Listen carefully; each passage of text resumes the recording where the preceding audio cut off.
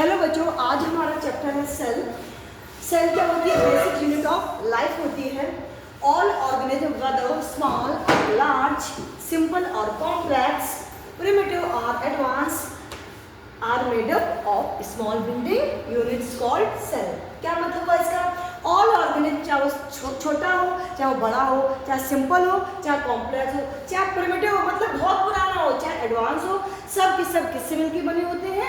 Small building unit से मिलकर बने होते हैं। ये क्या कहलाती है? सेल्स कहलाती है।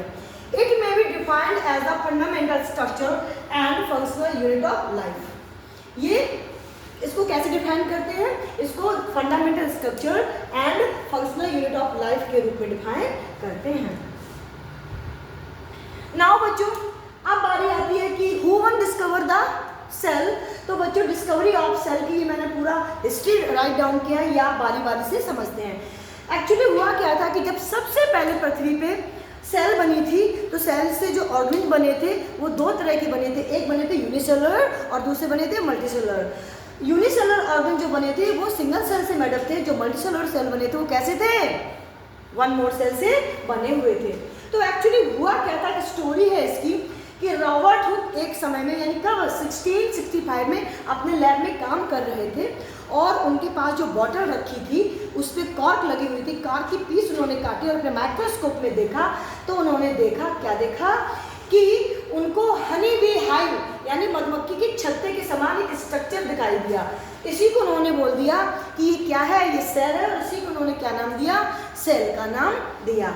लेकिन बच्चों, वो जो कॉर्क थी वो ओक नाम के प्लांट की थी। प्लांट लिविंग होता है और जब वो प्लांट से कट के कॉर्क बना तो कॉर्क क्या हो गया? नॉन लिविंग हो गया।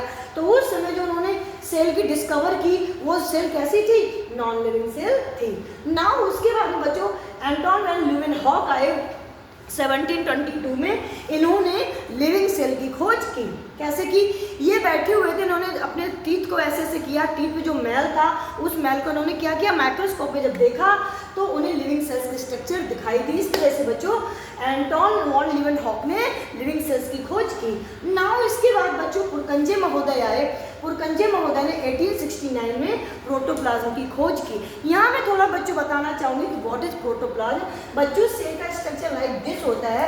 सेल कई लेयर से मिलकर बनती है। लेयर के बीच में जो लिक्विड पदार्थ होता है, लिक्विड सब्सटेंस होता है, वो कहलाता है प्रोटोप्लाज्म। तो पुरकंजे ने, बहुत इंपॉर्टेंट ये क्वेश्चन है, यहाँ हर बार कॉम्पिटिटिव एग्जाम में ये पूछा जाता है, इस पर 3 4 5 स्टार लगा लीजिए। पुरकंजे ने किसकी खोज की बच्चों? प्रोटोप्लाज्म की खोज की। इसके बाद बच्चों हक्सले आते हैं। कब आते हैं? 1868 में आते हैं। इन्होंने इसी प्रोटोप्लाज्म को क्या बोला? इन्होंने कहा कि ये protoplasm the physical basis of life है। इसके बाद बच्चों रॉबर्ट ब्राउन आता है 1858 में। इन्होंने क्या करा? अब एडवांस हो चुकी थी सेल, काफ़ी खोज हो चुकी थी इन्होंने, और उस समय माइक्रोस्कोप भी इस समय तक आते आते उन्होंने, जब रॉबर्ट ने खोज की थी हुक ने, तब क्या था? 1665 का टाइम था और अब क्या है? 1858 का टाइम है। तब तक माइक्रोस्कोप भी काफ़ी एडवांस हो गया था। रॉबर्ट हुक ने जब सेल की खोज की तो उन्होंने 2 जोन देखे, एक डार्क जोन देखा और एक लाइट जोन देखा। डार्क जोन को उन्होंने क्या नाम दिया? न्यूक्लियस नाम दिया। उसके बाद बच्चों हिकल नाम के साइंटिस्ट आते हैं 1866 में। इन्होंने कहा कि जो ये न्यूक्लियस है ये ट्रांसमिट्स द हेरिडिटी कैरेक्टर, अर्थात जो ये न्यूक्लियस है ये हेरिडिटी कैरेक्टर को ट्रांसफर करता है। इस तरीके से बच्चों आज हमने देखा किस तरह से सेल की डिस्कवर हुई, पूरी जर्नी को आज हमने देखा। इसका नेक्स्ट टॉपिक होगा, अब इसके बाद हम पढ़ेंगे, या नेक्स्ट टॉपिक आता है सेल थ्योरी। सेल थ्योरी किसने दिया, क्या क्या बताया गया, ये बच्चों हम पढ़ेंगे नेक्स्ट टॉपिक में। तब तक के लिए thank you for watching. Thank you.